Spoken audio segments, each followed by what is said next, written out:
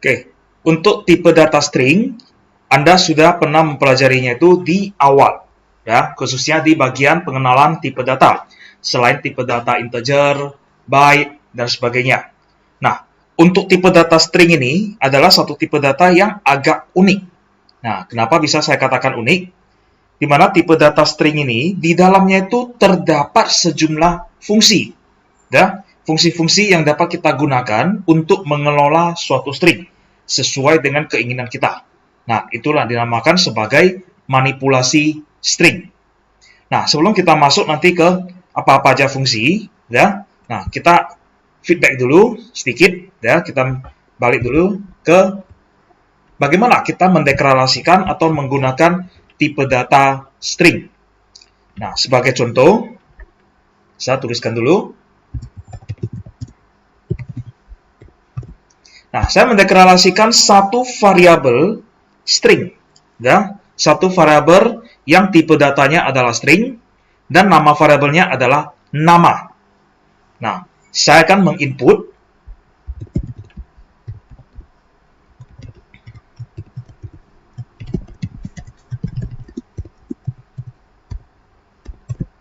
Oke, ya, saya akan mencetak input nama. Nah, sekarang akan saya lakukan input.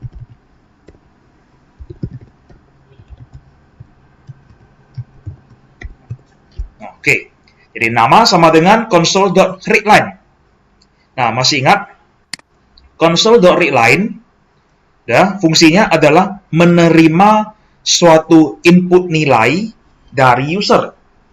Jadi setiap nilai yang diterima oleh sistem dengan menggunakan fungsi readline, nilai tersebut adalah bertipe string. Ya, nilai tersebut adalah bertipe string. Jadi semua nilai yang diinput melalui fungsi readline, dia adalah bertipe string. Nah, di sini karena di inputnya itu adalah bertipe string, langsung saya simpan ke variabel nama, dan variabel nama ini adalah tipe string. Jadi tipe datanya cocok, ya, matching ya. Jadi tipe datanya matching. Nah, kemudian baru saya cetak, ya, apa yang sudah saya input.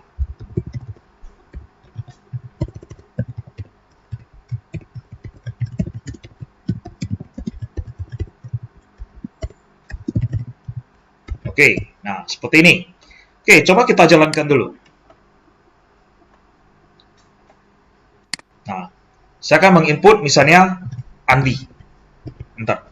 Nah, berarti Anda input Andi. Oke, jadi apa yang saya input di sini, itulah akan muncul kemari.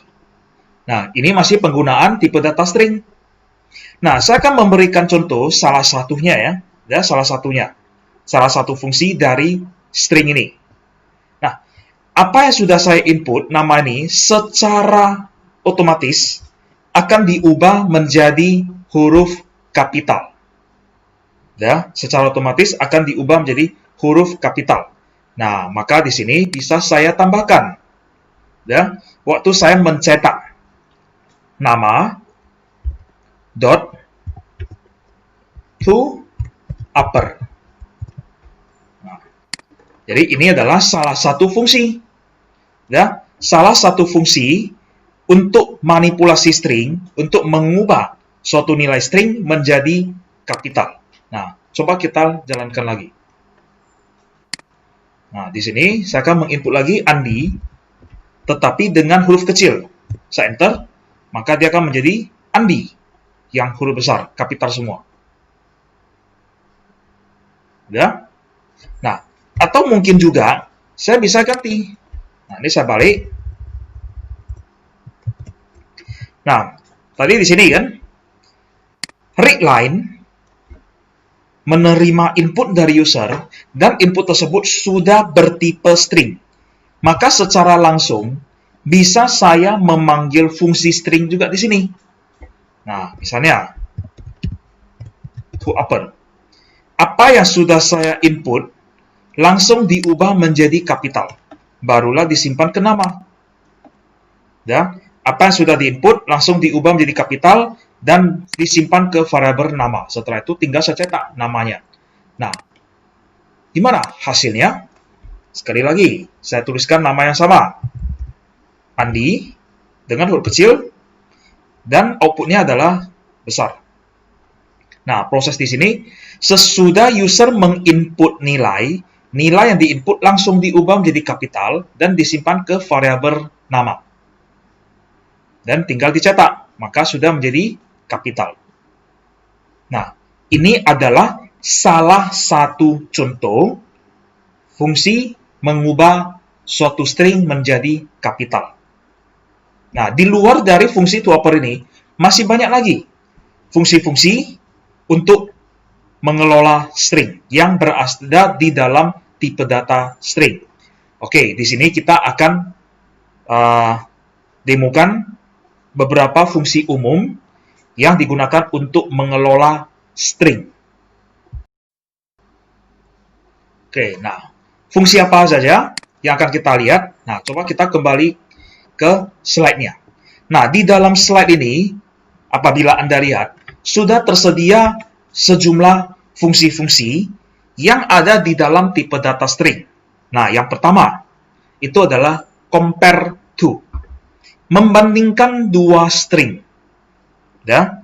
Nah, compare to ini, apa yang dia bandingkan, itu adalah dia membandingkan karakter per karakter berdasarkan kode ASCII. Nah, penjelasan lebih detail dari compare to ini, nah, kita bisa lihat di lecture note juga. Nah, mungkin di dalam lecture note, Anda bisa melihat contohnya ini kan. Nah, saya akan membandingkan dua nilai string.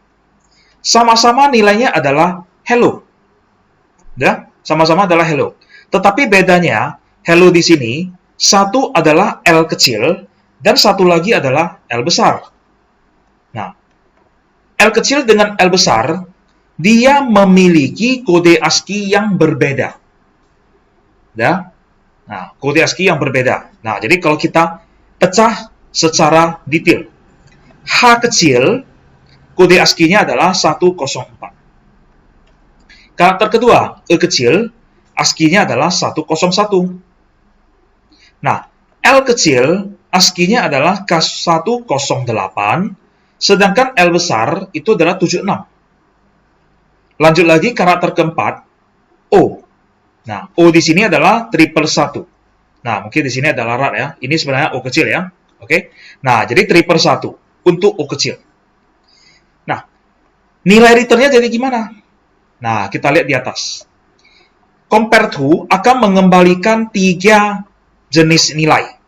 Apakah itu -1, 0, atau 1.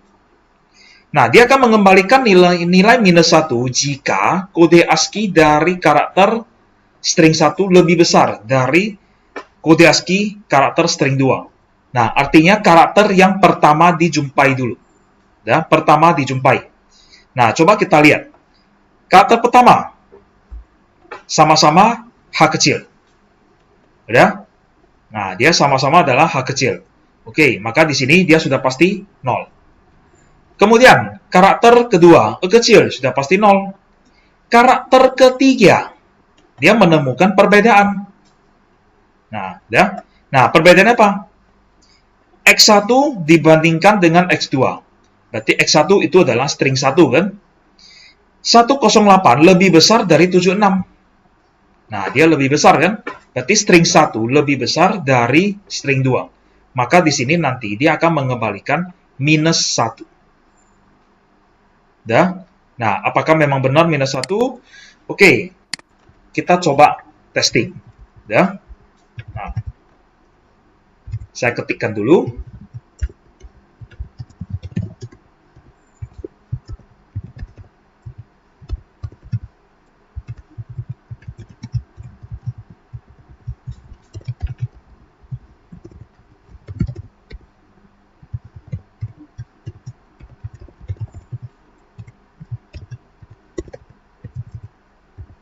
Oke. Nah, coba kita jalankan. Hasilnya adalah -1. Nah, coba saya balikkan lagi. Sekarang bukan X1 compare dengan X2, tetapi melainkan X2 compare dengan X1. Nah, hasilnya bagaimana? dia jadi 1.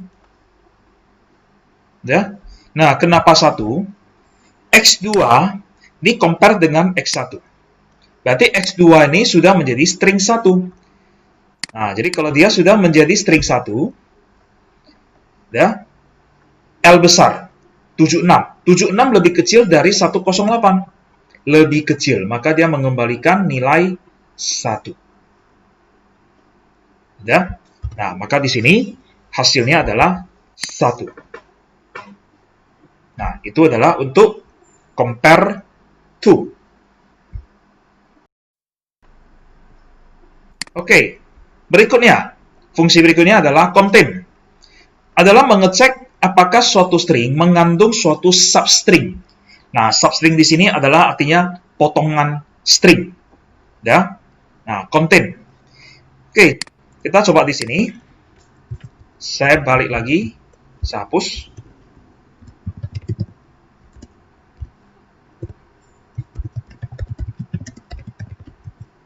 Nah, misalnya saya menyatakan suatu string X, nilainya adalah selamat pagi. Baru kemudian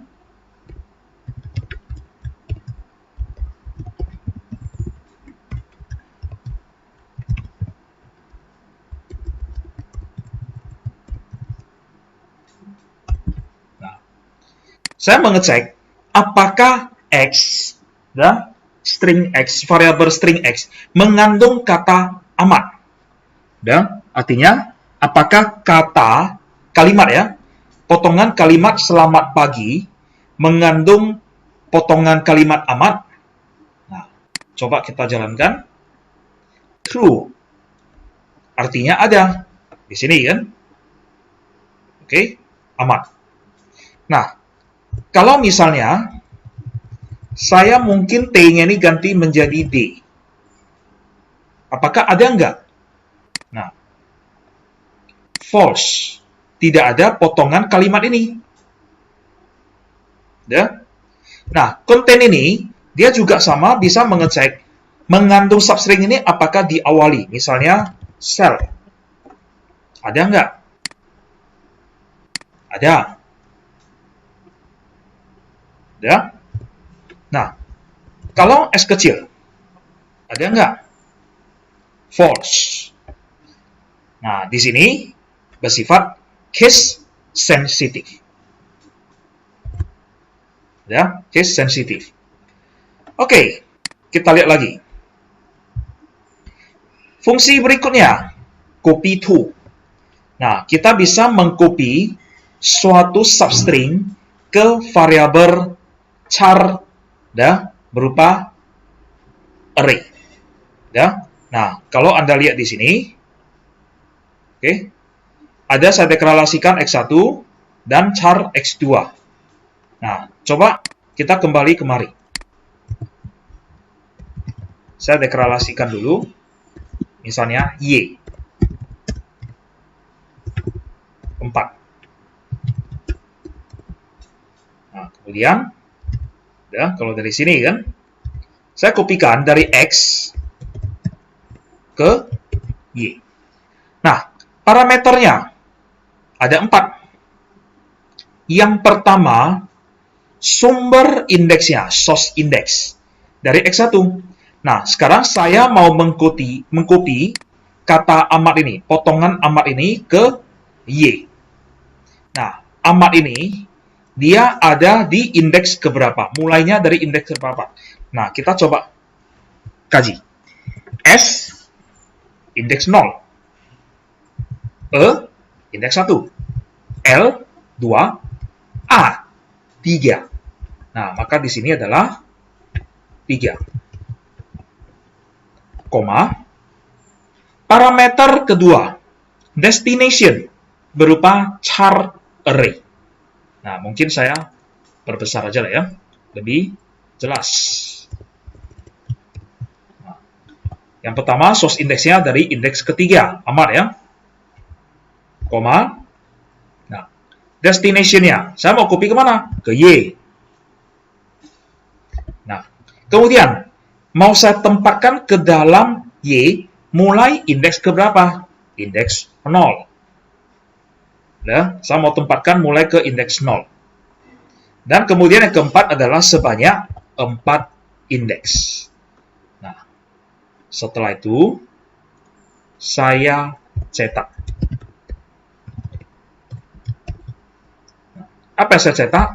Y dot to string. Saya cetak menjadi string. Oke, kita coba lihat. Oke, sorry. Saya hilangkan aja langsung Y. Kita coba lihat berapakah Y. Nah, ini dia. Nilai Y menilai amat. Nah, char ini dia berupa array. Berarti 4 indeks A ini adalah berada di indeks 0, 1, 2, dan 3. Bisa? Nah, itu adalah penggunaan dari copy to. Kita lanjut. Nah, equals. Cek apakah sama atau tidaknya dengan string lain. Nah, kalau sebelumnya dia ada compare to, membandingkan dua string. Sekarang di sini ada lagi equals. Nah, bedanya apa? Oke, kita coba lihat ke lecturer note. Nah, di dalam lecturer note ini, untuk perintah equals. Nah, untuk perintah equals, mengecek kesamaan nilai dengan string lain. Ya, fungsinya identik dengan operator sama dengan. Nah, bedanya di sini adalah nilai kembaliannya. Kalau compare to tadi, dia membandingkan karakter per karakter berdasarkan kode ASCII. Sedangkan equal, dia membandingkan keseluruhannya. Ya, dia membandingkan keseluruhannya. Nah, kebalikannya itu adalah true atau false. Nilai kembaliannya ya. Nah, jadi hanya dua pilihan aja. Kalau dia nggak true, ya false. Kalau dia nggak false, ya true. Ya. Nah, dia ada dua pilihan. Kita mau membandingkan secara case sensitif atau mengabaikan case sensitif. Nah, kalau di sini ada dua contoh. Ya. X1 equals X2 atau X1 equal X2 dengan adanya string comparison-nya. Dengan mengabaikan case sensitif. Ya. Nah, coba kita kembali ke sini. Saya balik lagi dengan yang sebelumnya.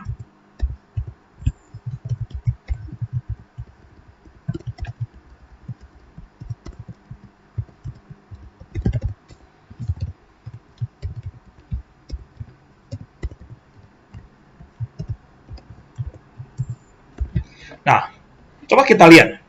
Apakah X1 equals X2? Sama nggak?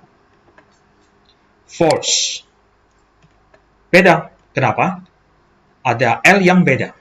Satu kecil dan satu kapital untuk huruf L.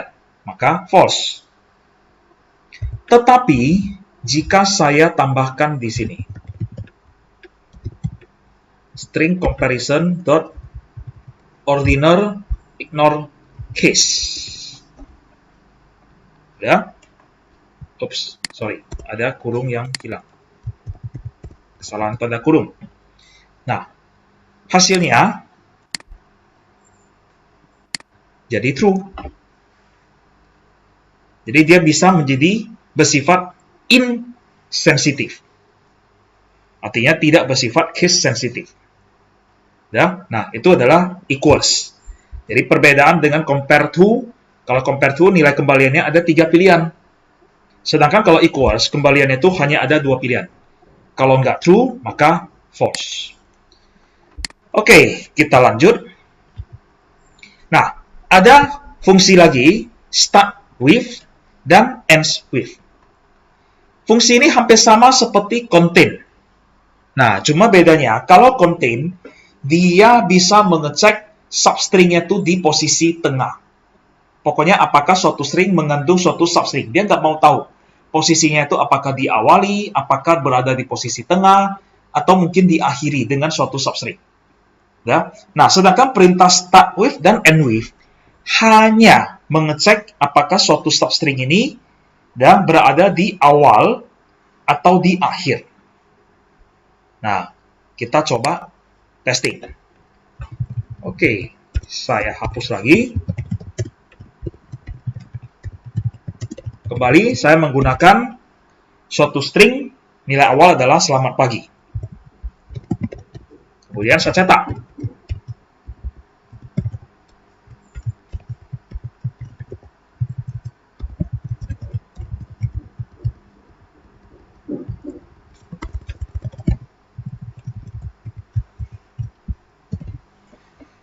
Oke, nah, apakah string X diawali dengan kata sel dan apakah string X diakhiri dengan kata G? Nah, kita lihat di sini, true. Dua-duanya true. Karena memang diawali dengan kata sel dan diakhiri dengan kata G. Nah, coba saya ganti. Ini ini menjadi gia. False. Ya. Nah, itu adalah penggunaan dari fungsi start with dan end with. Apakah suatu string diawali dengan suatu start string atau apakah suatu string diakhiri dengan suatu substring. Oke, berikutnya. Fungsi apa lagi? Nah, index of dan last index of. Nah, mungkin index of dengan last index of sebelum-sebelumnya ya, sudah pernah Anda lihat, ya, fungsinya sama, yakni melakukan pencarian.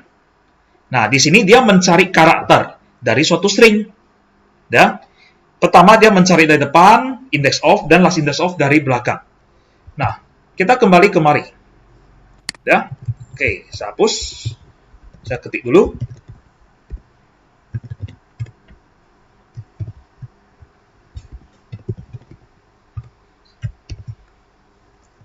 Nah, saya mencari huruf A.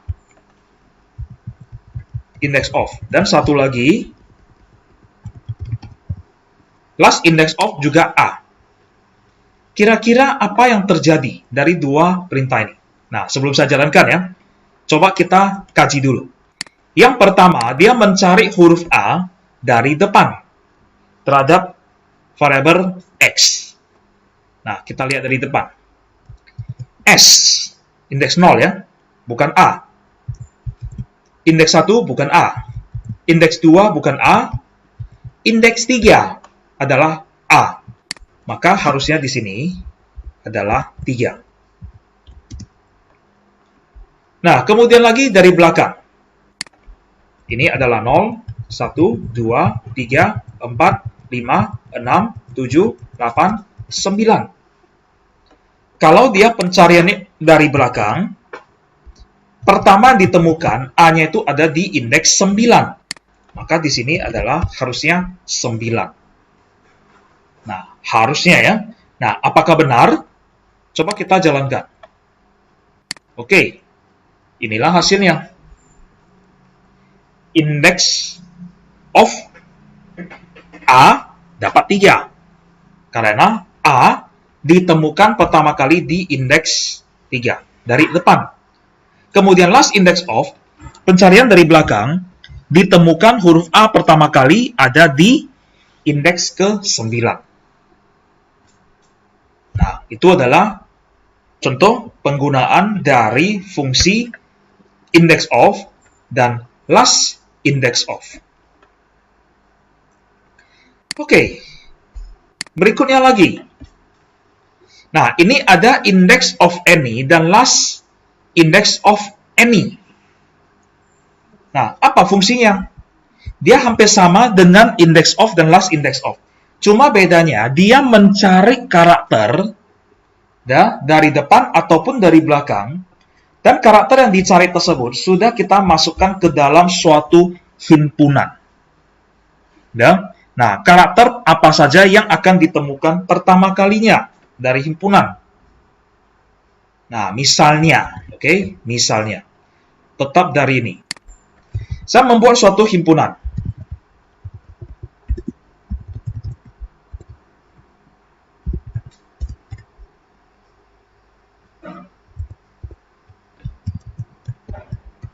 Nah, Saya buat dulu.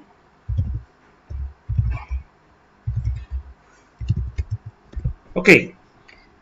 Ada satu himpunan dalam bentuk array child vokal. A, E, I, O, dan U.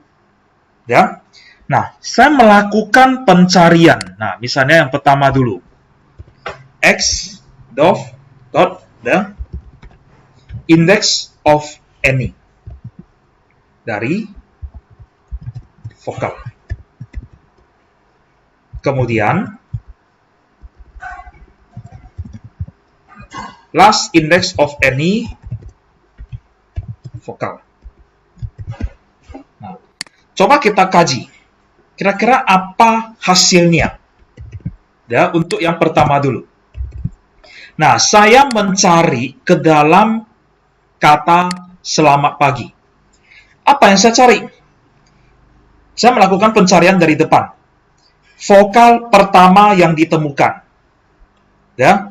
Nah, vokal pertama. Apakah itu A, apakah itu E, I, O, atau U?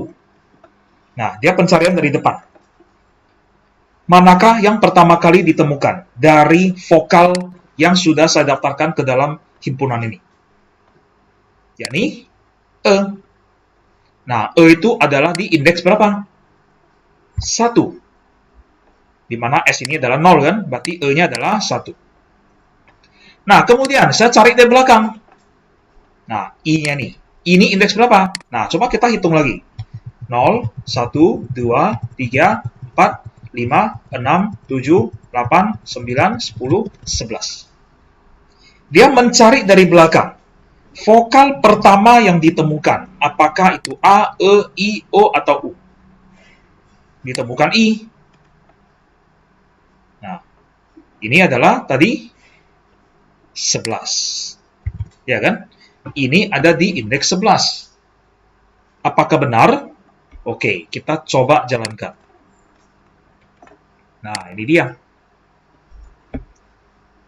Vokal pertama yang ditemukan dengan pencarian dari depan ada di indeks 1. Kemudian vokal pertama yang ditemukan dengan pencarian dari belakang ada di indeks 11. Nah, ini adalah contoh penggunaan dari index of any dan last index of any. Berikutnya, fungsi substring. Ya. Nah, fungsi substring ini adalah untuk mengambil potongan string dari suatu string. Oke, untuk mengambil potongan string dari suatu string.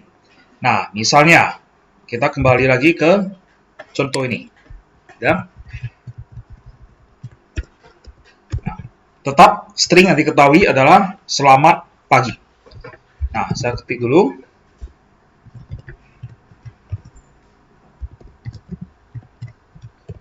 Oke, substring. Saya misalnya menuliskan 2,5. Oke, 2,5. Nah, artinya apa? Kita lihat, 2 itu adalah indeks 2. 0, 1, 2. 5 itu adalah sebanyak 5 karakter. Lama. Nah, coba kita lihat. Nah, ini dia. Jadi saya mengambil substring dari indeks 2 sebanyak 5 karakter. Nah, kalau berikutnya lagi, misalnya, saya menuliskan seperti ini. Hanya satu parameter saja, yakni 3. Nah, 3 ini artinya apa? Indeks 0, 1, 2, 3. Sebanyak berapa karakter? Tidak ada saya nyatakan berapa karakter. Jadi kalau hanya dinyatakan mulai dari indeks keberapa untuk substring, maka itu artinya adalah mulai dari indeks ketiga sampai habis. Kita lihat, benar nggak?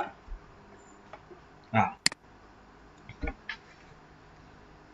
jadi saya mengambil mulai dari indeks ketiga sampai habis. karena tidak saya nyatakan berapa jumlah karakter yang akan saya ambil.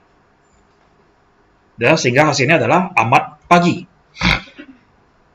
Oke, nah lanjut lagi.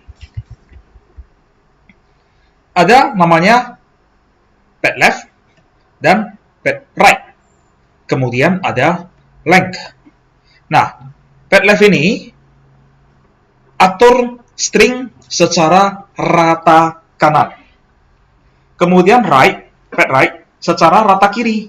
Nah, kebalikannya. Left ini artinya kiri kan, tetapi dia menjadi rata kanan. Kalau right berarti dia rata kiri. Ya? Nah, misalnya sebagai contoh di sini, saya mengambil lagi. Mungkin saya mengambil hanya pagi saja. Oke, kata pagi. Nah, saya cetak dulu. Pet left 10. Kemudian satu lagi pet right 10. Nah, coba kita lihat hasilnya. Ini dia. Nah, kalau Anda lihat x.petLeft 10. Dia rata kanan. Nah, left ini artinya dia memberikan spasi kosong di kiri. Sehingga bentuk tulisannya, outputnya itu terkesan dia menjadi rata kanan. 10 itu artinya dia menyediakan slot 10 spasi. Dari 10 spasi ini, digunakanlah 4 spasi untuk mencetak kata pagi. Sisanya 6 spasi di depan adalah kosong. Ya. Nah, kemudian pet right itu adalah rata kiri. Tersedia 10 spasi dan untuk mencetak kata pagi. Dan pagi itu akan dicetak di sisi kiri. Maka akan menghasilkan 6 spasi di sisi kanan. Keseluruhan yang tersedia adalah 10 spasi. Nah, itu adalah pet left dan pet right. Kemudian untuk length. Nah, coba saya tuliskan ini lagi. x.length. Panjang dari spasi ini. Kita lihat. Ada 4. Ya. Nah, ada 4. Kalau misalnya pagi ini di depannya ada spasi dan di belakangnya ada spasi. Lengthnya menjadi berapa? Nah, kita lihat. Lengthnya menjadi 6. Nah, di sini juga akan ikut. Spasi di sini ikut masuk kemari. Ya. Nah, itu adalah fungsi dari penggunaan pet left, pet right, dan length. Oke, lanjut. Nah, di sini ada fungsi trim. Apa itu trim? Untuk menghapus spasi kiri dan kanan string. Nah, kita kembali lagi ke sini. Tadi kan sudah saya tambahkan spasi depan dan 1 spasi belakang. Nah, untuk pet left, pet right, saya hapus dulu. Kita lihat ke length. Ya. Nah, saya jalankan. Panjangnya ada 6. Karena terinclude 1 spasi depan dan 1 spasi belakang. Ya. Nah, kalau saya tambahkan lagi 1 spasi lagi di depan dan belakang, berarti lengthnya menjadi 8. Spasi include. Ya. Nah, sekarang untuk trim itu adalah untuk membuang spasi di depan dan belakang. Nah, kalau saya tuliskan seperti ini, x.trim. Kita lihat. Saya cetak. Nah, Anda lihat kata pagi ini di depan ini nampak nggak spasinya? Nggak ada kan? Jadi spasi depan dan belakangnya sudah dihapusnya. Tetapi kalau tidak saya gunakan trim, hanya X saja, nah, akan nampak ada spasi di depannya. Ya? Oke. Nah, Saya gabung lagi, kembalikan ke trim. Setelah saya trimkan, hapus spasi depan dan belakang. Benar nggak spasinya itu benar-benar sudah terhapus? Nah, setelah saya trim, saya lanjut lagi, dot length. Panjang string setelah ditrim ada berapa karakter? 4 karakter. Ya? Nah, jadi panjang string setelah ditrim itu ada 4 karakter. Jadi spasi depan dan belakang dibuang. Nah, kemudian apakah jika saya tambahkan spasi di tengah itu berpengaruh nggak? Ikut dibuang nggak? Nah, coba kita lihat. Tidak. 5. Jadi hanya spasi depan dan belakang aja yang akan dibuang dengan fungsi trim. Oke, nah itu adalah trim. Berikutnya, nah, ada fungsi insert, remove, dan replace.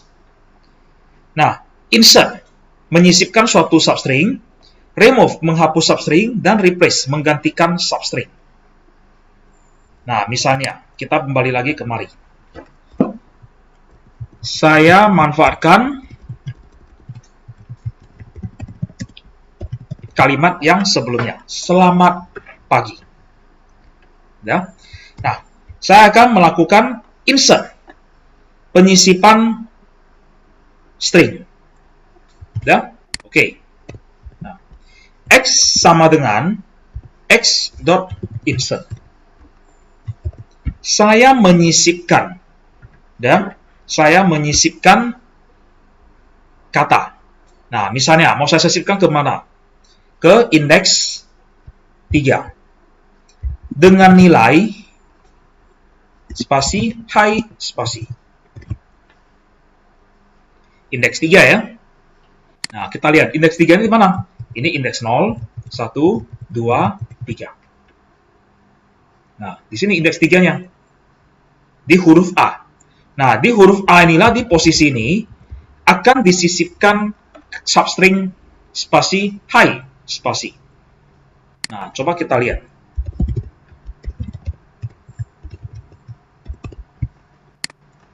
Hasilnya adalah ini dia.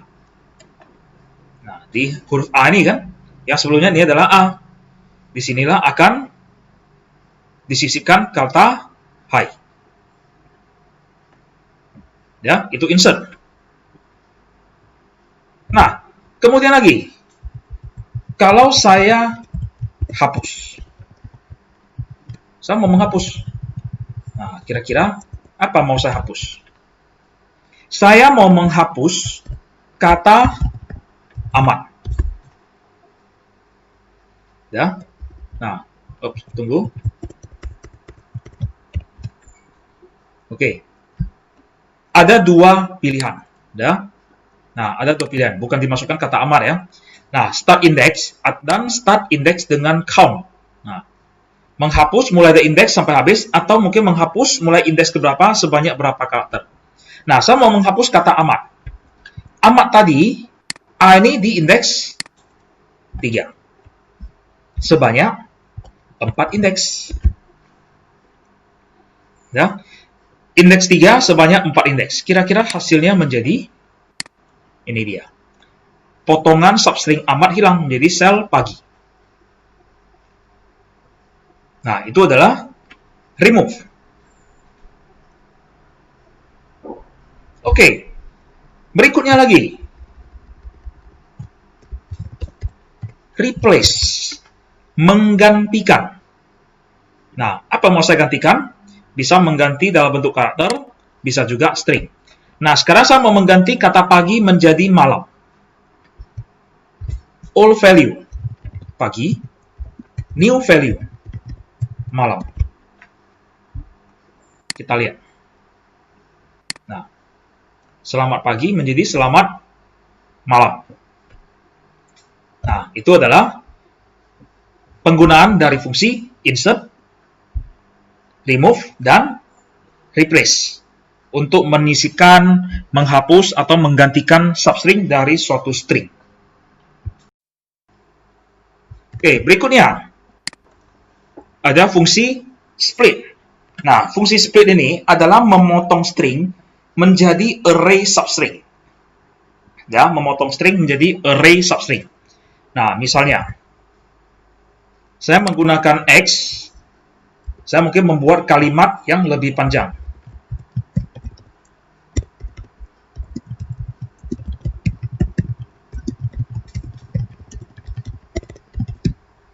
Nah, kalimatnya itu adalah hello, selamat pagi semuanya, salam sehat selalu. Ya. Setelah itu, saya deklarasikan lagi satu array string Y. Ya, tanpa diketahui indeksnya. Dan jumlah indeksnya.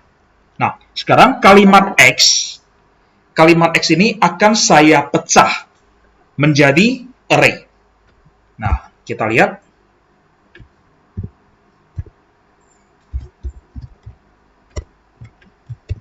Nah, pemecahannya berdasarkan spasi. Ya, sorry, ada bentuk string. Nah, pemecahannya berdasarkan spasi. Artinya di dalam kalimat ini, jika ditemukan spasi, maka langsung split menjadi satu array. Nah, sehingga kalau kita lihat di sini, array di dalam Y nantinya akan memiliki indeksnya ya, indeks di dalam array Y ini akan memiliki 1, 2, 3, 4, 5, 6, 7. Ada 7 indeks. Oke, ada 7 indeks. Nah, kita coba pastikan apakah itu memang benar atau enggak. Saya lakukan perulangan for each.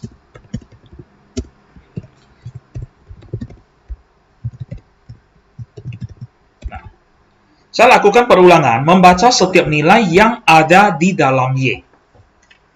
Baca setiap nilai string diwakili oleh I yang ada di dalam Y. Udah? Nah, hasilnya ini dia. Jadi setiap perulangan akan dibaca satu indeks. Ini dia. Jadi dia akan pecah berdasarkan spasi. Nah, kalau misalnya saya pecah berdasarkan huruf E, kita lihat akan terjadi berapa indeks yang dibentuknya. Nah, H ketemu E, ini sudah satu indeks. H ini sudah satu indeks. Kemudian dari L ini sampai dengan S, ini sudah satu indeks, berarti sudah 2 indeks. Lanjut lagi, dari L ini, cari sampai ketemu E, sampai sini. Berarti sudah 3 indeks. Lanjut lagi dari sini, sampai S ini, 4 indeks. Dari H, 5 indeks. Dan sampai habis, 6 indeks. Apakah memang benar 6? Nah, kita lihat. Ini dia. Ada 6 indeks. Jadi sebagai separatornya adalah E.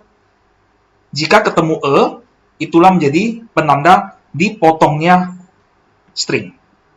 Satu indeks selesai sampai pada separator tersebut. Oke, nah itu adalah split. Oke, berikutnya toString. Nah, kalau untuk fungsi toString itu sudah familiar, dia mengkonversi menjadi nilai string. Nah, jadi kalau misalnya ya, saya mendeklarasikan integer X sama dengan 1, 2, 3, 4, 5. Ya. Nah, baru console.writeLine x.toString. Nah, nilai 1, 2, 3, 4, 5 ini akan dicetak menjadi string. Ya. Jadi dia sama fungsinya seperti parse. Ya. Nah, cuma bedanya di sini adalah menjadi string. Hasil outputnya tetap sama. Cuma Anda lihat di sini adalah sudah menjadi tipe string. Oke, lanjut. Apalagi? To-char array. Nah, to-char array ini hampir sama dengan split. Ya, hampir sama dengan split. Bedanya, Kalau to char array, dia akan memotong suatu string menjadi array char karakter. Ya, menjadi array char. Nah, kita balik lagi ke sini. Saya kembalikan ke contoh sebelumnya ini. Ini saya perpendek aja supaya nggak terlalu banyak charnya. Nah, string ini menjadi char. Nah, saya akan menggunakan to char array.